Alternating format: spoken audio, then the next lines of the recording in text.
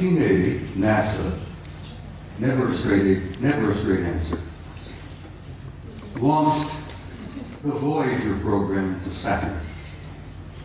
They launched this little mechanical spaceship filled with cameras and film and so on. Wanted to go to Saturn because something had been going on in the rings of Saturn, around the moons of Saturn, that didn't make a lot of sense. Some anomalous events were taking place in Saturn, near Saturn, at Saturn.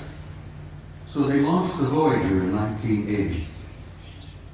The pictures they got back from Voyager was so stunning and so shocking that they just locked them up in the safe. Fortunately, I met and developed a friendship with a retired NASA scientist by the name of Norman Bergman. Norman Bergman worked for NASA for about 30 years. He was a technician, a scientist on the Voyager program to Saturn in 1980.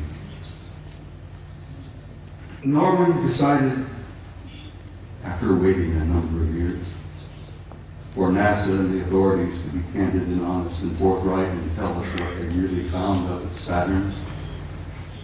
And Norman got so frustrated he wrote a book. Now, he couldn't get it published in the United States. No American publishing house would even touch it. Norman Bergman had to go to Scotland, for God's sake, to Aberdeen to get his book published. And he published it. He did succeed. He got his book. It's a piece of genius. It's a beautiful piece of work. And the things that they photographed near Saturn appeared in print for the first time. This is the A-ring of Saturn. And you're all familiar with what Saturn looks like. It's a beautiful planet. It's giant. It's a big one. But it's got rings all around. Well, this is the A-ring, and here is an object that is self-luminous, obviously artificial, larger than our moon, that seems to be moving all around throughout the rings of Saturn among the moons of Saturn. And Saturn's got a couple of dozen moons. This object here, as I said, larger than our moon, moving all around, apparently under intelligent control in the rings of Saturn. Now, try for a moment, if you can, to imagine a kind of a technology that is capable of constructing something larger than our moon, that's artificial, that moves around wherever it wishes to go, that's probably got several thousand guys inside. That is shocking to some people. Next picture, please. This is the piece de resistance, I guess, as the French say. Here you have another self-luminous, artificially constructed object, circular in shape, larger than our moon, that is also moving here, there, and everywhere throughout the rings of Saturn and among the moons of Saturn. You know, there's got to be intelligence aboard. But this is the one that really blew the NASA people on the Voyager program out of the water. This object, this is an object, guys, is 2,000 miles long.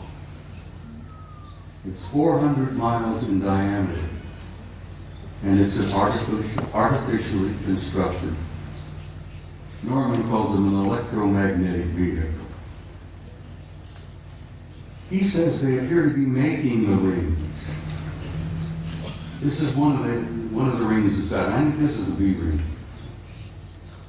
Bergman says he thought they were probably making the rings. I said, Norman, you ever consider the possibility they may be mining the rings? Because I think the rings are probably rich in nutrients, minerals probably. And an incredibly advanced civilization, I think, would work out some system of mining those rings for all the minerals that are up there and utilizing them. Because space is filled with wealth, energies of all kinds. They never have to dig another hole in the ground like we do down here. Space is filled with energy.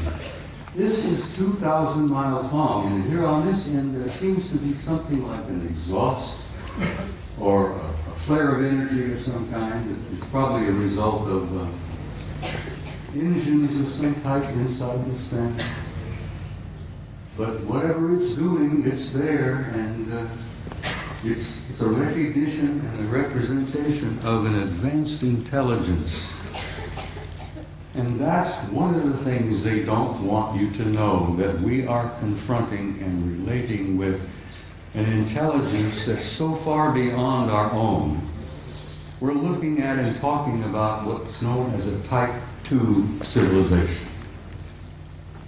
Now, for your own interest, I suspect most of you suspect this, that you are all members of a 0-0 type civilization. Beyond us, hopefully in a century or two, we might become a Type 1. But this is a representation of a Type 2 civilization. And Michio Kaku, the famous Japanese-American physicist in New York, has put out this concept about Type 0, 1, 2, 3, and 4 of the kind of advanced cultures and civilizations we will probably meet out there. Well, in probably meet out there, we've already met them. They're here. They're in our midst. So, I think I brought about 15 or 20 of these pictures, but I simply had no time. I don't have the time to show them all. But I've shown a few here, and I think I've piqued your curiosity. And I think most of you are pretty bright people, and you know you've been conned. You know you've been lied to. You're not fools. And I think you know who you are and why you're here and where you're going.